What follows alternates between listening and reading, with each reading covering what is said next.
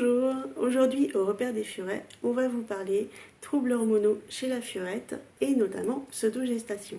Donc aujourd'hui on est avec Fiki. Les furettes c'est vraiment une espèce très particulière puisqu'elles doivent absolument être soit stérilisées soit saillies et sinon elles déclenchent une aplasie médulaire. Donc c'est une sorte de cancer avec une anémie, donc c'est fatal. Il faut absolument soit la stériliser, soit l'implanter. Mais avec l'implant, on a de plus en plus de soucis hormonaux. Bon, c'est des soucis temporaires qui durent que quelques semaines, mais la furette peut parfois déclencher une pseudogestation. Et là, vous trouvez que le comportement de votre furette est un petit peu bizarre.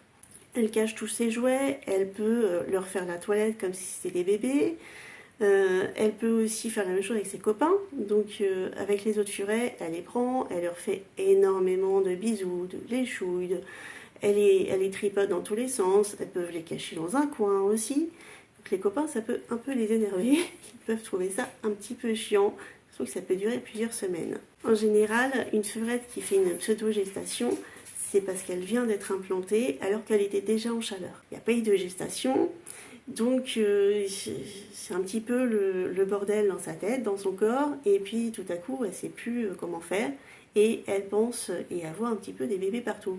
Donc tous les jouets y passent, elle cache tout, elle cache aussi vos affaires, elle peut prendre vos doigts aussi et les emmener dans sa cage, dans ses dodos pour les cacher. Donc en général une furette en sous-gestation n'est pas du tout agressive, pas du tout mordeuse, et elle est au contraire très très très câline. Je sais que Lélie en a fait plusieurs et à chaque fois elle me débarbouille, elle me lèche les oreilles pendant des heures. C'est assez enquiquinant quand même. Ça peut durer comme ça plusieurs semaines. Donc, au début de la pseudo-gestation, au niveau physique, vous voyez que la furette, elle reste en chaleur. Donc malgré l'implant, on va aider Fiji à rentrer dans la cage. Hop. Voilà, allez Fiji.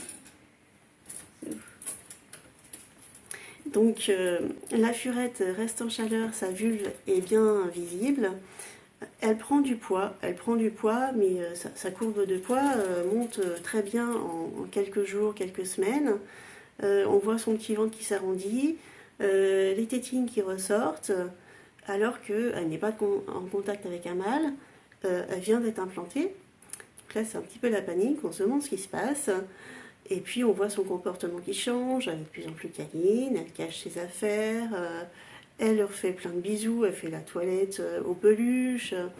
Donc la pseudo-gestation, ce n'est pas grave en soi, c'est juste un trouble hormonal avec des troubles du comportement. Ça peut durer une dizaine de semaines, ça peut durer 2 semaines, comme 6, 8, 10 semaines. Donc ça peut être long, il n'y a rien à faire, la furette a été implantée, il faut simplement attendre que les hormones se rétablissent et ça peut prendre un peu de temps, mais il n'y a rien à faire. Donc il n'y a pas de traitement vraiment à donner. Vous pouvez cependant essayer de la tranquilliser avec des fleurs de bac ou de la CBD en petite dose pour essayer de l'apaiser et que ce moment difficile soit plus facile à vivre pour elle.